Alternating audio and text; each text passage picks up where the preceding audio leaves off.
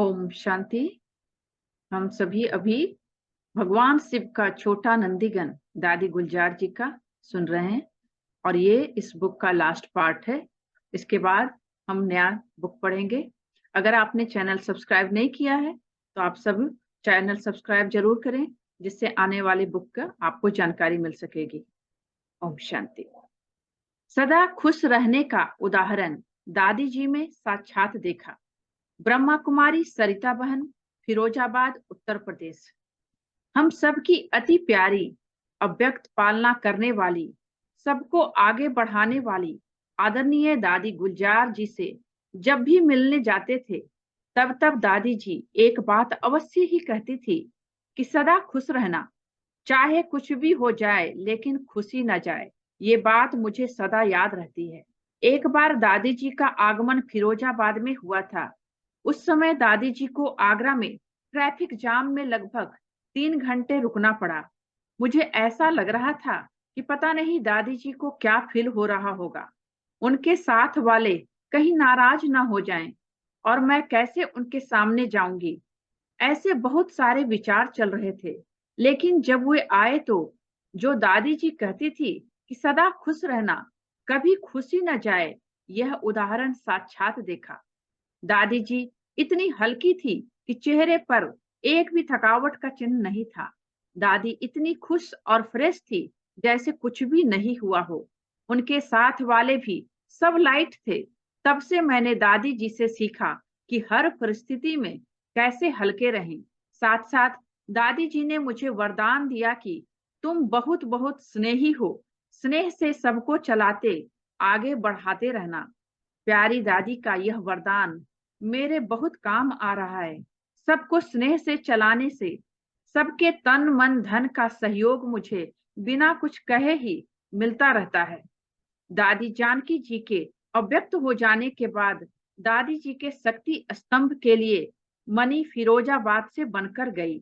उसके बाद जब बाबा का रथ गुलजार दादी जी अव्यक्त हुई तब अव्यक्त लोक बनना शुरू हुआ। हमारा संकल्प उठा कि अव्यक्त लोक के लिए भी मनी यहीं से जाए।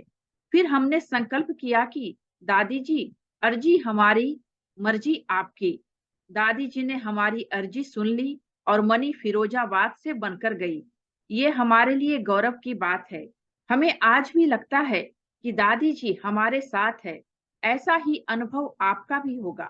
नेक्स्ट है, दादी का प्यार देखकर माताओं के नयन गीले हो गए। ब्रह्मा कुमारी विनीता बहन, बहादुरगढ़, हरियाणा। मधुबन में सन 1996 में डायमंड जुबली का प्रोग्राम चल रहा था।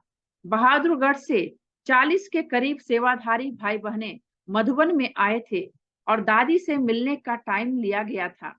सेवाधारियों के इंचार्ज ने सेवा होने के कारण दादी से मिलने के लिए मना किया। दादी जी सही टाइम पर शांति वन में दादी मीटिंग हॉल में पधार गए। दादी जी को पता चला कि सब नहीं आए हैं क्योंकि सेवा का समय था। दादी जी ने कहा कि चलो भंडारे में चलते हैं। मेरे हाथ में ट्रॉली का डब्बा पकड़ाया, मुझे ड्राइवर के साथ वाली सीट पर बैठाया और खुद पीछे वाली सीट पर बैठे। दादी भंडारे में गई और सबको बड़े प्यार से ट्रॉली देकर आई। माताओं के तो नयन गीले हो गए थे। ऐसा सीन था वह कि आज दिन तक भूल नहीं पाती हूँ। ऐसी थी हमारी प्यारी गुलजार दादी जी। सबका इतना ध्यान रखती थी। दिल सदा हल्का रखो। बात 25 साल पहले की है। दादी शांतिवन में थे और मैंने 1-2 बार फोन किया। उस समय लैंडलाइन फोन होते थे। कॉटेज में किसी भाई ने फोन उठाया। दादी जी कहीं मीटिंग में गई हुई थी तो बात नहीं हो पा रही थी। दिन में 2:30 बजे दादी का फोन आया। मैं तो सो चुकी थी, लेकिन दादी की आवाज सुनकर मुझे लगा कि दादी जी हमारा कितना ध्यान रखती है। फिर जो प्रॉब्लम थी वह मैंने दादी जी को बताई। दादी जी ने बहुत प्यार से समझाया कि दिल शिकस्त नहीं होना है, खुश रहना है। बाबा बैठा है, बड़े बैठे हैं, दिल सदा हल्का रखो और जो भी बात हो दादी को आकर बताओ। तो दादी इतना ध्यान हर बात का रखते थे। सेवाधारियों का ख्याल। एक बार मैं शांतिवन में थी और दिन में दादी की सेवा में जाती थी।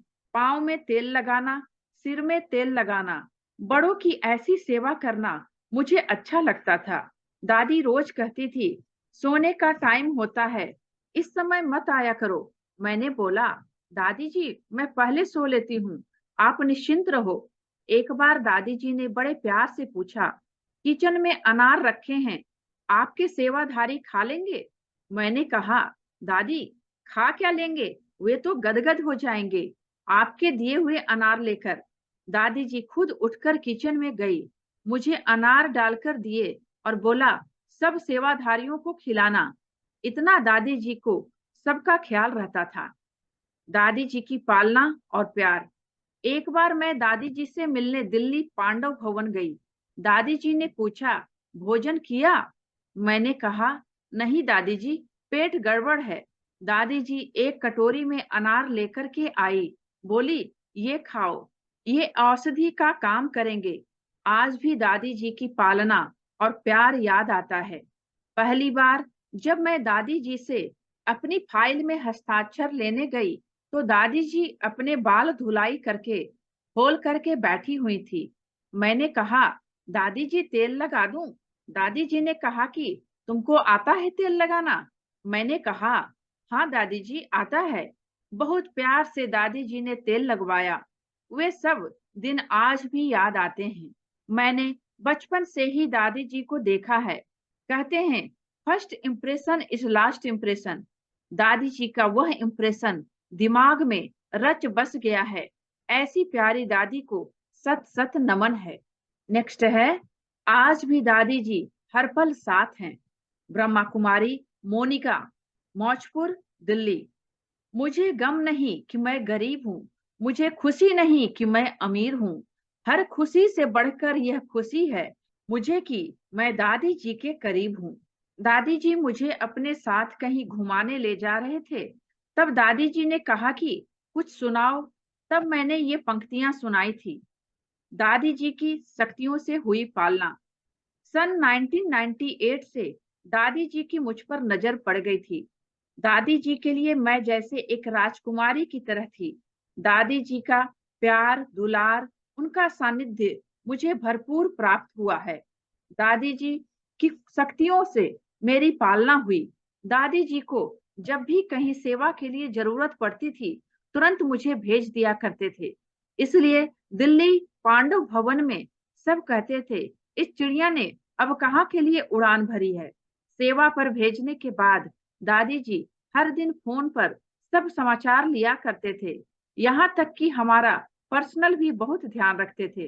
पूछते थे, खाना समय पर खाया, मन लग रहा है, स्वास्थ्य का ध्यान रखना। दादी जी को मुझ पर बहुत विश्वास था। दादी जी का विशाल दिल। एक बार मेरी तबीयत खराब हो गई थी, लंबे समय तक इलाज चलना था। किसी बहन ने दादी जी से कहा, दादी जी इसे घर भेज दो। दादी जी को उस बहन की बात अच्छी नहीं लगी। दादी जी ने कहा कि जब यह सेवा के लिए यहाँ है, तो इलाज भी यज्ञ से ही होगा, घर नहीं जाना है। प्यार की देवी दादी माँ। दादी जी हर साल हम बहनों को बुलाकर और फिर एक एक बहन को अलग बुलाकर बहुत प्यार दुलार देकर राखी बांधते थे। हर एक को यही महसूस कराते थे कि दादी सिर्फ आपकी है। दादी जी प्रेम से भरपूर गंगा थी। एक बार मेरी आंखों में दुख के आंसू आ गए थे, तो दादी जी ने खड़े होकर खुद अपने हाथों से मेरे आंसू पोंछते हुए कहा कि अब आपकी आंखों में कभी भी आंसू नहीं आने चाहिए। मैंने दादी जी का भरपूर प्यार प्राप्त किया है, जैसे कि मैं उनकी अपनी ही बेटी हूँ। यह मेरा परम सौभाग्य रहा है। आज भी दादी जी हर पल मेरे साथ हैं। नेक्स्ट है, धरती पर फरिश्ता थी दादी गुलजार। ब्रह्मा कुमार, दिलीप राजकुले, ओम शांति मीडिया, शांतिवन। मधुवन पावन भूमि पर आने की ललक, उस महान सौभाग्यशाली रथ को देखने की चाहना और परम पिता परमात्मा मनुष्य तन में कैसे साकार होते हैं, इसका अनुभव करने के लिए मैं पहाड़ियों में बसे मधुवन में पहुंचा। यह लगभग 35 साल पुरानी बात है। इसे याद करने से मन प्रसन्न होकर उमंग से, सात्विक विचारों से भरपूर हो जाता है। मधुवन में मुरली क्लास खत्म हुए कुछ ही समय हुआ था। सूरज की कोमल किरणें मधुवन के आंगन को सुशोभित कर रही थी। आंगन में ही दादी गुलजार एक प्लास्टिक की कुर्सी पर बैठे थे, खुले बाल और धूप ले रहे थे। पहली नजर पड़ते ही मैं गदगद हो गया। दादी जी की आंखें अलौकिक आभा लिए हुए थी, चेहरा जैसे कि पूरा खिला हुआ गुलाब। ऐसा गुलाब तो कभी जिंदगी में देखा ही नहीं। एक चैतन्य आभास मंद मंद अपनी तरफ आकर्षित कर रहा था। मुझे आनंद की अनुभूति होने लगी और स्वयं को हल्का महसूस करने लगा, जैसे कि मैं फरिश्ता हूँ। दादी जी को देखने के बाद ऐसा लगा कि एक निर्विकार, मासूम, सत्व प्रधान संपूर्ण फरिश्ता बैठा हुआ है। यह समय कुछ ही पल का था, लेकिन अनमोल था। यह अनुभव इतना गहरा और सात्विक था, जिसे लिखना इतना आसान नहीं है, परंतु फिर भी कोशिश करके लिख रहा हूँ। ऐसे महान अनुभव अगर थोड़े भी किसी को सुना देते हैं, तो सुनने वाले भी हो जाते हैं। मेरे ये नैन उस दिन धन्य हो गए। साकार रथ को देखते ही परम पिता परमात्मा की छवि को निहारने का सौभाग्य मिला। यह थी मधुवन में पहली दृष्टि में ही दादी जी से अनमोल मुलाकात। दादी जी अधिकतर दृष्टि से ही मुलाकात कर संपूर्णता की झलक दिखा देती थी। लाइट का अनुभव। जब मधुवन आ रहे थे, तब मुझे कहा गया था कि दादी दिल्ली से आएगी, फिर बाबा आएगा, लेकिन दादी जी तो मधुवन में ही बसती हैं। ऐसा सुंदर आभास मुझे हुआ। वे सुहाने पल याद करने मात्र से ही रोमांच खड़े हो जाते हैं। दादी जी को देखने से शरीर का नहीं, परंतु लाइट का अनुभव होता था। दादी जी के कर कमलों से वरदान और टोली मिली। एक बार मुंबई में एक छोटी सी गीता पाठशाला का उद्घाटन करने दादी जी आई थी। तब मुझे भी सौभाग्य मिला दादी जी को गुलाब का पुष्प देकर स्वागत करने का और स्वागत गीत गाने का। मैंने उनके बहुत ही नजदीक बैठकर गीत गाया और उनके कर कमलों से गुलाब का फूल पाया। दादी जी के नैनों में बाबा बसता था। दादी जी के कर कमलों से वरदान और टोली मिली, जो साधारण नहीं थी। आज याद करने से महसूस होता है कि वो दिन कितने प्यारे थे, अनमोल व महान थे। शांति वन में भी एक बार मीडिया कॉन्फ्रेंस के दौरान अलग अलग स्टॉल बने हुए थे। मैं ओम शांति मीडिया पत्रिका के स्टॉल पर सेवा दे रहा था। तब उस स्टॉल पर दादी जी आई और मुझसे अच्छी तरह से जानकारी ली कि यह पत्रिका किस तरह से छपती है और लोगों तक इतने सुंदर लेख किस तरह पहुंचते हैं। दादी जी ने बहुत ही धीरज से सब कुछ सुना। तब भी मेरे मन में था कि मेरे साथ में जो भी खड़े हैं, नजदीक आ जाएं और दादी जी के सानिध्य का अनुभव करें। ऐसा अनमोल मौका मैंने तो पाया ही, परंतु दूसरों को भी इससे लाभान्वित होने का मौका दिया। दादी जी के महावाक्य। दादी जी के कुछ महावाक्य मुझे बहुत ही काम आए हैं। पहला, दादी कहा करती थी कि बाबा कहते थे, तुम मेरे ठाकुर बच्चे हो, तुम्हारी पूजा अब तक विधि पूर्वक चल रही है। दूसरा, कोई क्रोध करता है तो आप फूल बरसाओ, अर्थात मुस्कुराओ, इसमें कोई खर्चा नहीं लगता, तुम शांति में रहो। तीसरा, माया आई, अरे माया आई नहीं, तुमने उसको बिठाया, नाश्ता दिया, तब तो आई, तुमने खातिरी की, तब तो बैठ गई। चौथी बात, जो चीज हमारी नहीं उसे सुने ही क्यों, अर्थात जो मेरे काम की नहीं उसे अपने अंदर ले ही क्यों।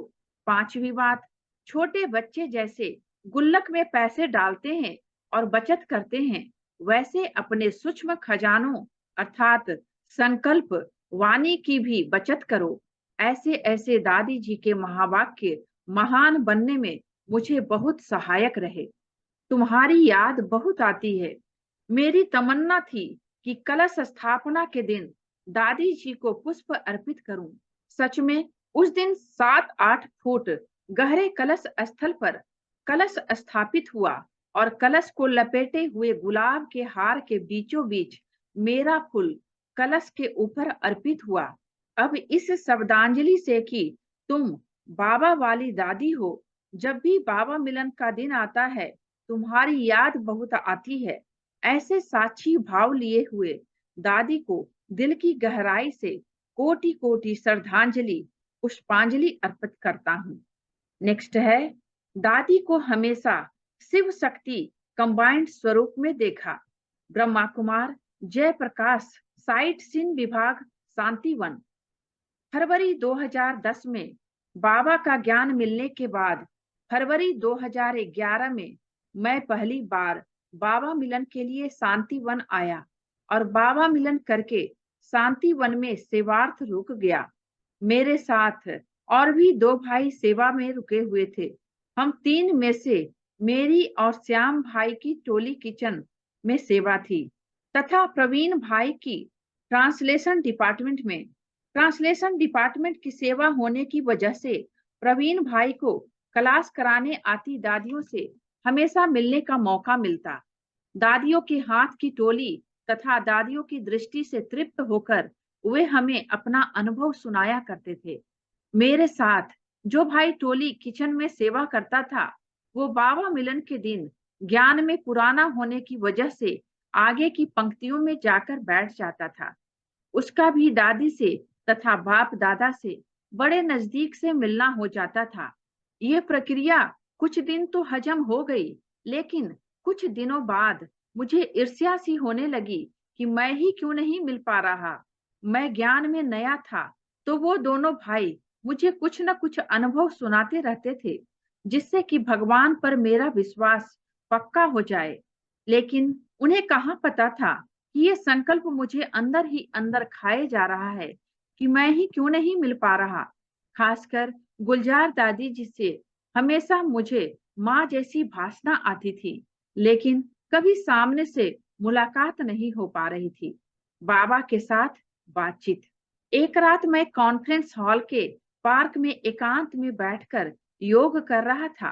तभी मेरे और बाबा के साथ बातचीत के दौरान मैंने कहा कि बाबा, अनुभव तो हमने बहुत सुने और मुझे आप पर निश्चय भी अटूट है, लेकिन मैं एक बार दादी से सामने से मिलना चाहता हूँ। उस बाप समान स्थिति को मैं समीप से अनुभव करना चाहता हूँ। दादी को दूर से देखकर जिस ममत्व की अनुभूति होती है, उस ममतामयी माँ की ममता को मैं करीब से अनुभव करना चाहता हूँ। बड़े भाव विभोर होकर ये वार्ता बाबा के साथ हो रही थी। उस दिन दिल की आवाज सुनकर बाबा ने जैसे तथास्तु कह दिया। दादी का दृष्टि दुलार। रात के 10 बजे और मैं उठकर कमरे की ओर चल दिया। डायमंड हॉल के आगे से गुजर रहा था, तभी सामने से गुलजार दादी आ गई। मुझे बड़ा आश्चर्य हुआ। दादी 4 से 5 मिनट तक मेरे सामने और मेरे समीप खड़ी रही और अपनी पावरफुल दृष्टि से निहाल करती रही। उस समय ऐसे लग रहा था जैसे सब कुछ थम गया हो, केवल मैं और सामने दादी। मुझे अपने अंदर एक अजीब सी ऊर्जा की अनुभूति हो रही थी। मैं भाव विभोर हो रहा था। मेरी आंखों से प्यार के अश्रु निकल आए। इतने समय तक दादी को किसी ने नहीं टोका कि दादी चलो। दृष्टि दुलार के बाद दादी ने ओम शांति कहा और मुझे देखते हुए आगे बढ़ गई। ये मिलन केवल मिलन नहीं था, बल्कि ये वो यादगार पल थे जिन्होंने कई संशयों को मिटाकर एक नया उत्साह भर दिया। माँ भवानी निकली शेर पर सवार होकर। मैंने जाकर भाइयों को बताया कि मेरे साथ ऐसा हुआ, तो उन्होंने कहा कि दादी रात्रि सैर पर निकली होगी। मैंने कहा, दादी रात्रि सैर पर नहीं, बल्कि माँ भवानी अपने शेर पर सवार होकर निकली थी, अपने बच्चे से मिलने और मुझ में असीम शक्ति भरने। और अब दुनिया की कोई ऐसी शक्ति नहीं जो भगवान पर से मेरे निश्चय को डगमगा सके। दादी से हमेशा ऐसे लगता था कि वो दादी नहीं बल्कि बाबा ही हैं। दादी हमेशा शिव शक्ति कंबाइंड स्वरूप में स्थित रहती थी। नेक्स्ट है, दादी ने कहा, मुरली मेरा भोजन, मेरी सुरक्षा, मेरी जान है। ब्रह्मा कुमार, मुरुगन भाई, शांतिवन। दादी गुलजार जी के पास मैंने सन 1994 से सन 2021 तक गाड़ी चलाने की सेवा की। दादी गुलजार जी की दूरदृष्टि थी, जो उन्होंने मुझे अपने पास सेवा के योग्य समझा।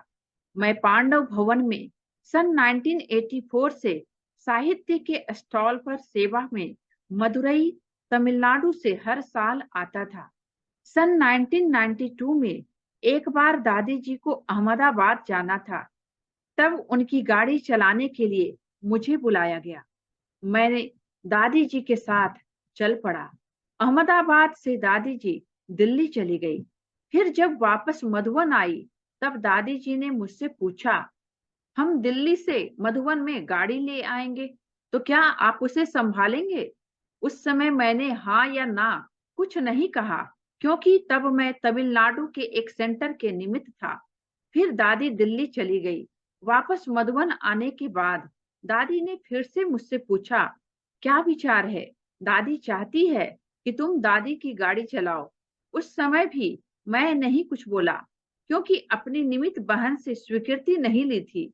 फिर 1 महीने के बाद दादी जी ने कहा, तुम्हारे मन में जो विचार चल रहा है वह दादी जानती है।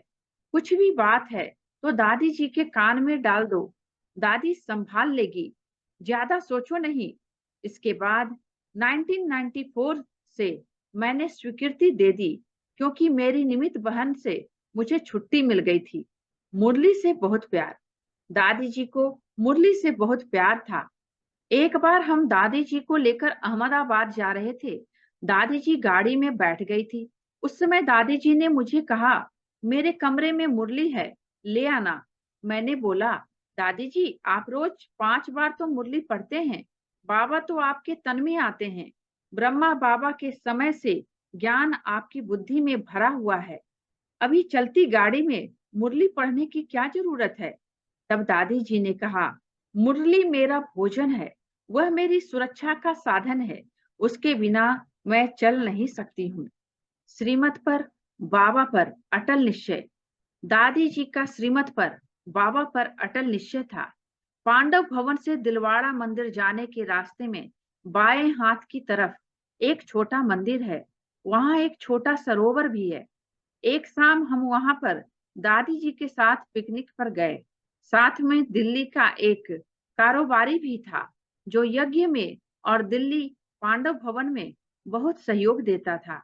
उसने दादी जी से पूछा, दादी मैं एक नया कारोबार शुरू कर रहा हूँ, उसमें 2 भागीदार हैं, उनके साथ यह कारोबार शुरू करूं या नहीं, बाबा से पूछकर बताओ। तब दादी जी ने कुछ नहीं कहा, लेकिन दादी जी की साथी बहनों ने फिर दादी जी को बोला, दादी इनकी आशा है, बाबा से पूछकर आओ। दादी जी ने सुंदर जवाब दिया कि रामायण में सीता मर्यादा की लकीर से बाहर गई तो रामायण बन गई। बाबा से क्या पूछना है, क्या नहीं पूछना है, मेरी भी मर्यादा की लकीर है, उससे बाहर मैं नहीं जा सकती हूँ। साथी बहन बोली, दादी आप बाबा से पूछेंगे तो बाबा आपको मना नहीं करेंगे। तब दादी ने कहा, ऐसे आप जबरदस्ती नहीं करो, मेरी जान भी ले लो, लेकिन मैं बाबा से यह बात पूछ नहीं सकती हूँ। ऐसी थी हमारी दादी जी। संदेश में कुछ मिक्स ना हो। यज्ञ के बारे में बड़ी दादी जी की पर्सनल बातों के बारे में, सेवा के बारे में दादी जी बाबा के पास संदेश लेने जाती थी और आकर तुरंत सिंधी भाषा में लिखती थी, ताकि भूल न जाए। बाबा ने जो बोला वह सही सही बताए, उसमें कुछ मिक्स ना हो। इस बात का दादी जी बहुत ध्यान रखती थी। कभी कभी यदि संदेश की कोई बात भूल जाती थी, तो दोबारा बाबा के पास जाकर संदेश लाती थी, फिर एक्यूरेट लिखती थी। जब तक यह सेवा ठीक से पूरी न हो जाए, तब तक खाना पीना कुछ नहीं करती थी। एक बार जानकी दादी जी अहमदाबाद स्टर्लिंग हॉस्पिटल में सीरियस कंडीशन में थी। तब जानकी दादी जी ने कहा, दादी बाबा को बोलो शरीर साथ नहीं दे रहा है, बाबा मेरे को बुला ले। हॉस्पिटल के कमरे में यज्ञ के 8-10 लोग थे। कमरा बंद करके सब योग में बैठ गए। दादी जी बाबा के पास गई, संदेश लाया और दादी जानकी जी को बताया कि बाबा ने बोला है इस शरीर से और सेवा करनी है। अभी बच्ची को भोग का अमृत पिलाओ, शाम तक ठीक हो जाएगी। ऐसे ही हुआ। दादी जी ठीक होकर शांतिवन आ गई।